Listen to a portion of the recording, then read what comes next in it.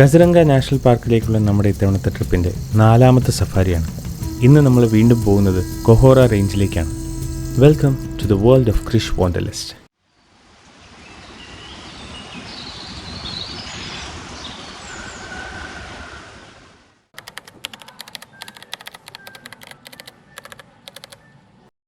നമ്മുടെ 3ാമത്തെ safari western റേഞ്ചിലായിരുന്നല്ലോ. അവിടെ സഫാരി നടക്കുന്ന സമയത്ത് ഉച്ചയോടുകൂടി നമ്മുടെ ഡ്രൈവറും ഗൈഡുമായിട്ടുള്ള മോത്തിയൂറിനൊരു കോൾ വന്നിട്ടുണ്ടായിരുന്നു. കൊഹോറ റേഞ്ചിൽ ടൈഗർ സൈറ്റിംഗ് ഉണ്ടെന്ന് പറഞ്ഞിട്ടായിരുന്നു കോൾ വന്നത്. ഇതിന് മുന്നുള്ള വീഡിയോസിൽ ഞാൻ പറഞ്ഞിട്ടുണ്ടായിരുന്നു, കൊഹോറ അഥവാ സെൻട്രൽ സോണിലാണ് ഗോൾഡൻ ടൈഗറിൻ്റെ പ്രസൻസ് ഉള്ളത്. ഇന്നലെ ഇൻസ്പെക്ഷനായിട്ട് കാടിനുള്ളിലേക്ക് പോയ DFOയും സംഘവും ഗോൾഡൻ ടൈഗറിനെ കണ്ടു എന്നാണ് പറഞ്ഞത്. അൺഫോർച്ചുനേറ്റ്ലി അതിനിപ്പോൾ എന്തോ ഒരു ഇഞ്ചുറി പറ്റിയിട്ടുണ്ട്. അത് കാരണം ഇപ്പോൾ പുറത്തേക്ക് വരുന്നില്ല. ഗോൾഡൻ ടൈഗർ നോർമലായിട്ട് യൂസ് ചെയ്യുന്ന ഒരു കോറിഡോറുണ്ട്, അങ്ങോട്ടേക്കാണ് നമ്മളിപ്പോൾ ആദ്യം തന്നെ പോകുന്നത്. ഈ ഇൻഫർമേഷൻ എല്ലാ ജീപ്സിക്കാർക്കും കിട്ടുന്നത് കൊണ്ട് തിരക്കൽപ്പം കൂടുതലാവാനുള്ള ചാൻസസ് ഉണ്ട്.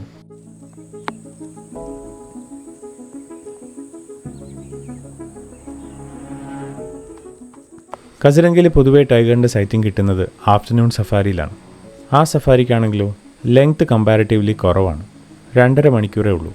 ഈ ഒരു മുറിവ് പറ്റിയത് കൊണ്ടാണോ എന്നറിയില്ല, കഴിഞ്ഞ 2 ആഴ്ചയായിട്ട് ഗോൾഡൻ ടൈഗറിൻ്റെ സൈറ്റിംഗ് കിട്ടിയിട്ടില്ല എന്നാണ് മോത്തിയൂർ പറഞ്ഞത്. ഇന്നത്തെ സഫാരിയുടെ ആകെയുള്ള ലക്ഷ്യം ടൈഗർ സൈറ്റിംഗ് ആണ്. ആ ഒരൊറ്റ റീസൺ കൊണ്ട് ഈ വീഡിയോയുടെ ലെങ്ത് വളരെ കുറവായിരിക്കും. കാരണം സഫാരിയുടെ ആ ഒരു ടൈം മുഴുവനായിട്ടും നമ്മൾ ഒരു ലൊക്കേഷനിലായിരിക്കും ടൈഗറിനെ വെയിറ്റ് ചെയ്ത് കിടക്കുന്നത്. നമ്മുടെ ജിപ്സി മാത്രമല്ല, സെൻട്രൽ സോണിൽ ആഫ്റ്റർനൂൺ സഫാരി എടുത്ത എല്ലാ ജിപ്സിയും ഈ ഒരു ലൊക്കേഷനിൽ തന്നെ ഉണ്ടാവും. ടൈഗറിൻ്റെ കോറിഡോറിന് അടുത്തുള്ള ഒരു വാട്ടർ ബോഡിയിൽ പെട്ടെന്നൊരു സൗണ്ട് കേട്ടിട്ടാണ് നോക്കിയത്. നോക്കുമ്പോൾ വെള്ളത്തിലൊരു ഗ്രേ ഹെഡഡ് ഫിഷികൾ നീന്തി വരുന്നുണ്ടായിരുന്നു. മലയാളത്തിൽ ഇവരെ ചെരത്തലയൻ മീൻ പരുന്തുകൾ എന്നാണ് വിളിക്കുന്നത്. വെള്ളത്തിലിങ്ങനെ വരുന്ന കണ്ടപ്പോൾ ആദ്യം എന്തോ ഇഞ്ചുറി പറ്റിയിട്ടുണ്ടെന്നാണ് വിചാരിച്ചത്. പക്ഷേ ആക്ച്വലി ആളൊരു മീനിനെ പിടിച്ചിട്ട് കരയിലേക്ക് തന്നെ കൊണ്ടുവരുന്ന സീനായിരുന്നു. ഇവർക്ക് പൊതുവെ ചാര നിറത്തിലുള്ള തലയും ഇരുണ്ട തവിട്ട് നിറത്തിലുള്ള ശരീരവും അതുപോലെ വെളുത്ത വയറുമാണ് ഉണ്ടാവാറ്.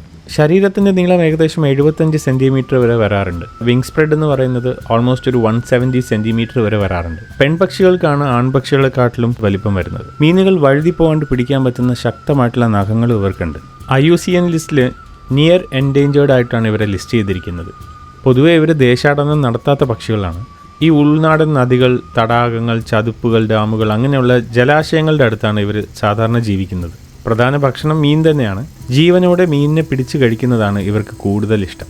ജലാശയങ്ങൾക്ക് മുകളിലേക്ക് ചാഞ്ഞു നിൽക്കുന്ന മരച്ചില്ലകളിൽ വന്നിരുന്നിട്ട് വെള്ളപ്പരപ്പിലൂടെ നീന്തുന്ന മീനുകളെ നിരീക്ഷിച്ച ശേഷം പെട്ടെന്ന് താഴേക്ക് പറന്നിറങ്ങി കാലുകൾ കൊണ്ട് കോരിയെടുക്കുകയാണ് ചെയ്യുന്നത്.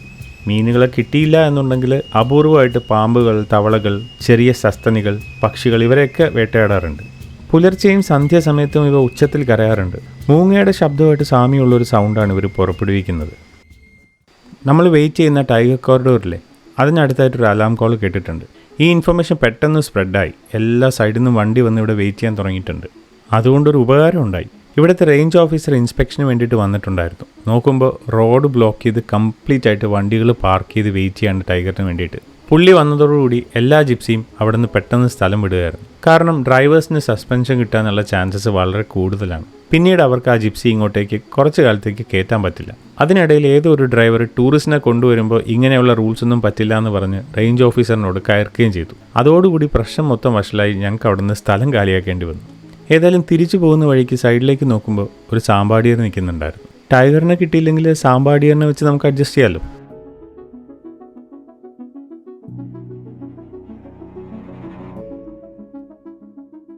ആ വെള്ളത്തിൽ നിറയെ ഇങ്ങനെ പൂക്കൾ വിരിഞ്ഞ് നിൽക്കുകയാണ്. അതിൻ്റെ പുറകിലായിട്ട് ഈ സാമ്പാടിയർ പതിയെ ഇങ്ങനെ മൂവ് ചെയ്ത് പോകുന്നതാണ്. നല്ല ഭംഗിയുണ്ട്.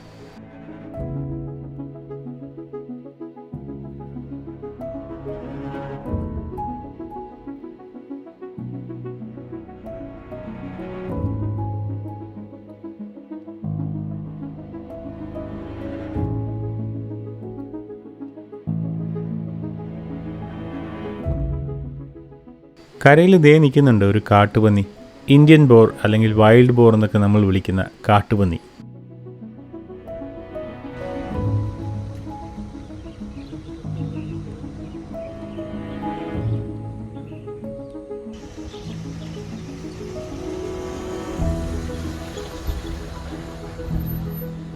സഫാരി കഴിഞ്ഞ് തിരിച്ചു പോകുന്ന വഴിക്ക് സൈഡിലെ വാട്ടർ ബോഡിക്ക് അടുത്തൊരു അനക്കം കണ്ടിട്ട് നോക്കിയതാണ്.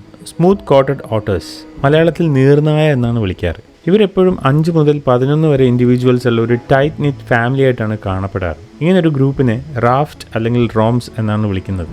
IUCN ലിസ്റ്റിൽ വൾണറബിൾ ആയിട്ടാണ് ഇവരെ ലിസ്റ്റ് ചെയ്തേക്കുന്നത്. ഇവർ കോപ്പറേറ്റീവ് ആയിട്ടുള്ള ഹണ്ടേഴ്സാണ്. ഒരുമിച്ച് ചേർന്ന് V ഷേപ്പിൽ ഒരു ഫോർമേഷൻ ഉണ്ടാക്കി മീനുകളെ കോർണർ ചെയ്താണ് ഇവർ അറ്റാക്ക് ചെയ്യുന്നത്. മീനാണ് പ്രധാനപ്പെട്ട ഇരയെങ്കിലും അവസരം കിട്ടുകയാണെന്നുണ്ടെങ്കിൽ മയിലുകളെയും സോഫ്റ്റ് ഷെൽ ടർട്ടിൽസിനെയൊക്കെ ഇവർ അറ്റാക്ക് ചെയ്യാറുണ്ട്. റിവർ ബാങ്ക്സിൽ ഇവർ സ്പ്രെയിൻജിങ് എന്ന് പറയുന്ന ഒരു പ്രോസസ്സിലൂടെ ഫാമിലി ടെറിട്ടറീസ് മാർക്ക് ചെയ്യാറുണ്ട്. സ്പ്രെയിൻജിങ് എന്ന് പറയുന്നത് അവരുടെ ഫീസസ് വെച്ചിട്ടുള്ള സെൻറ്റ് മാർക്കിംഗ് ആണ്. ഓട്ടേഴ്സിൻ്റെ പ്രസൻസ് ഒരു ഹെൽത്തി ആയിട്ടുള്ള വെറ്റ്ലാൻഡ് എക്കോസിസ്റ്റത്തിനെയാണ് സൂചിപ്പിക്കുന്നത്. ഇത് നമ്മൾ ഒട്ടും പ്രതീക്ഷിക്കാത്തൊരു സംഭവമായിരുന്നു. പെട്ടെന്നാണ് മഴ പെയ്യാൻ തുടങ്ങിയത്. ഒരുപാട് മഴ പെയ്യുന്ന ഏരിയ ആയതുകൊണ്ട് കസരംഗയിലെ എല്ലാ ജിപ്സീസിനും കവേഴ്സ് അവൈലബിൾ ആണ്.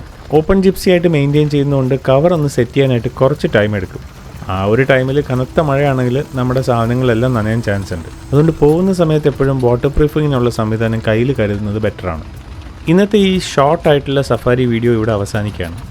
അടുത്ത സഫാരി നമ്മൾ പുതിയൊരു റേഞ്ചിലാണ് പോകുന്നത്. ഇന്നത്തെ ഈ ഒരു സഫാരിയുടെ കുറവെല്ലാം അടുത്ത ഒരു സഫാരിയിൽ തീർന്നു കിട്ടുന്ന ഉറപ്പാണ്. അപ്പോൾ വീഡിയോ ഷെയർ ചെയ്യാനും ലൈക്ക് ചെയ്യാനും സബ്സ്ക്രൈബ് ചെയ്യാനൊന്നും മറക്കില്ല എന്ന് വിശ്വസിക്കുന്നു.